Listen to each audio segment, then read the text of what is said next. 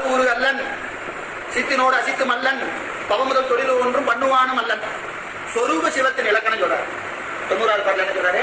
சொரூப சிவத்தினுடைய இலக்கணம். அந்த சிறப்பிலக்கணம் சொல்லும் போத அந்த சிவபெருமான் யாருன்னா உலகம் தோன்றி நின்று ஒடுங்கும், தானே தொழில்படாது, செய்வதற்கு கர்த்தா வேண்டும். அந்த கர்த்தா யாரு? நீமாண்டியர் சொல்றவன் இல்ல, தார்கியன் சொல்றவன் இல்ல, இவன் சொல்றது இல்ல, அவன் சொல்றது எல்லாத்தையும் கழிச்சு இதற்கு மேல பாஞ்சராத்திரிகன் திரண்ய கற்பன் என்று சொல்லக்கூடிய அத்தனை உருத்திரனும் அல்ல, அவன் திருமாலும் அல்ல, பிரமனும் அல்ல, பொருத்தனும் அல்ல. அதற்கு மேல சொரூப சிவன் தான் இதை செய்யும். சொரூப சிவன் தான் இதை செய்கிறது என்று நீ அங்க போய் 90வது பாட்டை நிற்கும் போல உங்களுக்கு 21வது பாட்டு இருந்து 89வது பாட்டு வரைக்கும் இருக்கிற கருத்து முன்னாடி நின்னா சொரூப சிவன் நமக்கு தெரியும். இல்லைன்னா சொரூப சிவம் என்பதை நம்ம 89 பாட்டா படிக்கிற மாதிரி 90 படிச்சுட்டு அவன் பெருமை நமக்கு தெரியாது. அவன் இறைவனது பெருமை தெரியணும்னா என்ன செய்யணும்? எப்பவுமே நமக்கு ஒரு பொருளுடைய பெருமை எப்படி தெரியும் கேட்டீங்கன்னா உயிருடைய இலக்கணம் கம்பேர் பண்ணி தான் அறியும்.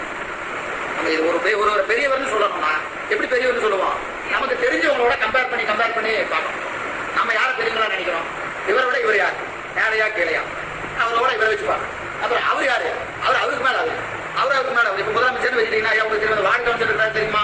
ஐயா அவருக்கு பெரிய ஆளுங்க உங்க ஊர்ல அவர் இவருக்கு மேல இங்க போனீங்கன்னா மாநகராட்சியில சேர்மன் ஒருத்தர் அவர் பெரிய ஆள் தெரியுமா? அப்படிங்களா? அந்த சேர்மனுக்கு மேல எம்எல்ஏ ஒருத்தர் இருக்கிறார். அப்படிங்களா? அதுக்கு மேல மினிஸ்டர் இருக்கிறார். அப்படிங்களா? எல்லாத்துக்கும் முதலமைச்சர் இருக்கிறார். இப்ப நம்ம முதலமைச்சர் சொன்னா நமக்கு புரியாது. இப்ப நமக்கு எங்க இருந்து ஆரம்பிக்க வேண்டியதா இருக்கு? வார்டு கவுன்சிலர் இருந்து ஆரம்பிக்கணும். ஏன்னா நமக்கு தெரிஞ்சவர் இவர் தான். இவரை தான் நம்ம தினமும் பார்த்துட்டு இருக்கோம். அவரை நம்ம பார்க்கறதே இல்லை. அவரை நம்ம பார்க்கறது நம்ம இவர்ல இருந்து போகணும்.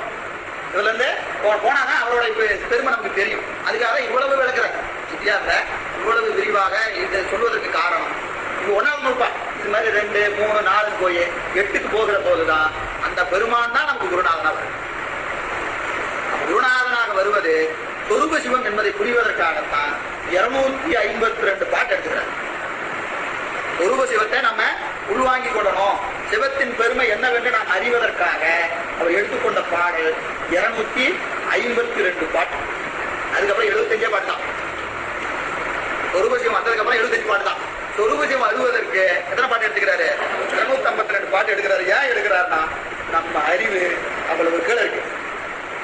பிடிச்சி கையை பிடிச்சி தூக்கி மேலே கொண்டு போய் அங்க நிறுத்தினாதான் அந்த பெருமானுடைய இலக்கணம் நமக்கு புரியும். இப்ப இதுக்கு காரணம் வேற ஒண்ணும் இல்லை. இது நம்ம என்ன செய்யணும்?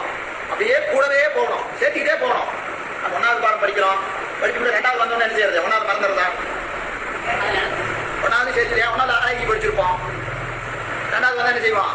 ஆராய்ச்சி சேர்ந்துதான் அதை ஒழுங்கா படிச்சிருந்தாலும் 2வது பாட்டு வரும். 2வது ஒழுங்கா படிச்சாலும் 3வது